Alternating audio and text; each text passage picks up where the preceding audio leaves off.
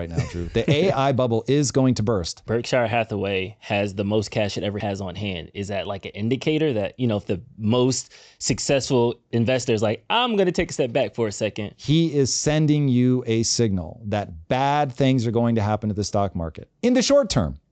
So keep in mind, Warren Buffett's job is to yield an annual return. He's got to think about his shareholders. He is in every minute detail of the stock market. And so you will see over time, he has pulled cash out, put cash back in. The odds that this is very similar to a 1999 dot-com bubble are extremely high. The catch is you'd still make an unfathomable amount of money if you just were diversified across all the dot-com stocks in 1999, rode out the bubble bursting, and just let all of it climb back up. And if you're a dollar cost averager, which I advise you to be, then you would just be doing that. Oh, look, everything's on discount because over the last 200 years, 6.5% over inflation is what a well-diversified set of stocks has yielded. I am not the person for day traders to pay attention to. Go look at all the quants and all those guys. And if you want to take that risk and you think you're that smart, go for it. Yes, Warren Buffett is telling you that you're in for probably several years of trauma and turmoil. But if you're invested for 25 years, 50 years, 60 years, what does it matter?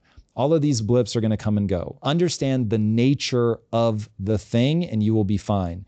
If you steer by emotion, you are going to lose your fucking money. Warren Buffett is stockpiling cash because he's not able to find good investments or long-term scale projects anymore. Yep. I think right now that is a very reasonable thing for somebody that has to yield an annual return for shareholders. For sure.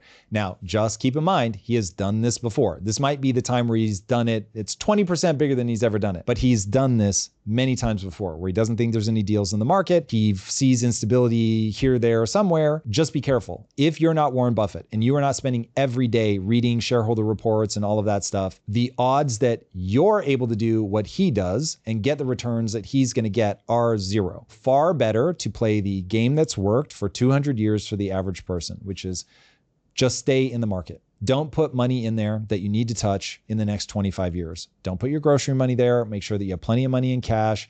I keep years of money in cash on hand because, hey, who knows? Now, when you take it at a raw dollar amount, the amount that I lose in potential upside on having years worth of cash at my lifestyle is a lot. But I do it so that I don't have to worry. If the economy went into a multi-year recession, I wouldn't even have to think about it, but it gives me plenty of time to react. So I'm just saying, I think it is wise to put yourself in that kind of position. Buffett used to say that he never sells, but now he's sold and holding cash. This is a different behavior, big signal to everyone else that is being ignored. Yep. Whenever somebody makes a statement, myself included, what they are saying is right now, with the way things are and the things that I know now, this makes sense. But if you try to pull something that he might have said 20 years ago and apply it to today, that doesn't make any sense. He's not trying to be dogmatic. He's trying to get a return for shareholders. Once you understand that, the man has to get an annual return for shareholders. I don't care how good of an investor you are. You start doing 3-4 years of not sufficient returns, especially when other people are getting bigger returns, people in your community are going to turn against you. If you live in an inflationary environment, you must find a way to beat the punishing effects of that inflation. If the stock market just absolutely gets obliterated and banks are folding, guess what they're going to do? They're going to print more money. And so if you have all of your money in cash, you are fucked. There's no other way to say it. Your money will literally go to zero. Very bad things can happen. And the thing that separates people is, do you own assets or not? And you should be mad as hell that you're being forced to gamble in the stock market.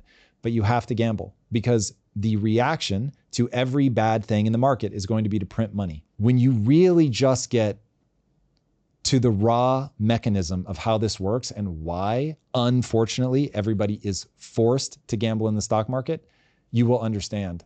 Like, black markets spring up for a reason. If you really hyperinflate a currency, the following would be brilliant. You buy a whole bunch of freezers, because now at least your money is in a freezer and it's not like the freezer has the value that the freezer has.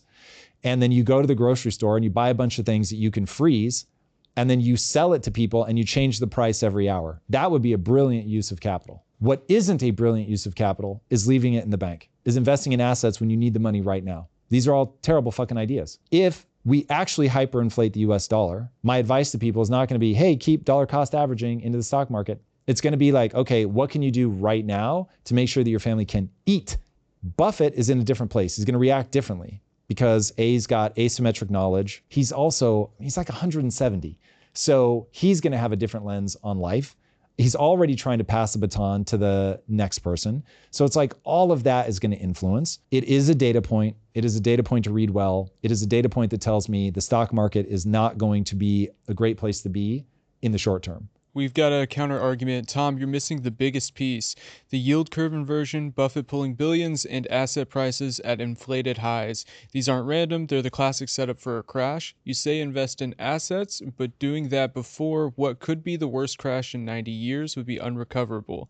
The yield curve, Buffett's moves, and inflated highs all point to one thing, a reset. If what you are saying is you are better off keeping your money in cash, staying out of the stock market, waiting for it to basically go to zero, you're calling it a reset, all the companies washing out, and then we build back. And so just wait and see if that happens. Cool. We have registered your advice.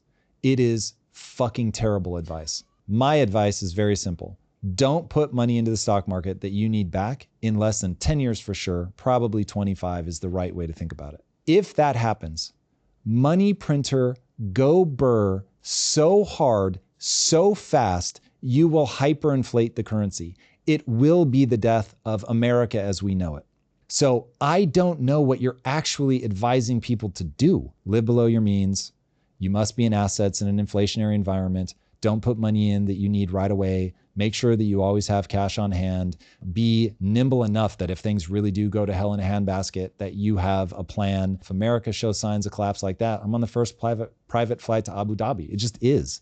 I'm going to Singapore. I'm going where it's warm and no mosquitoes at. Like that just, there it is. If you think this is all going to reset, guess where the worst place in the known universe would be? Cash.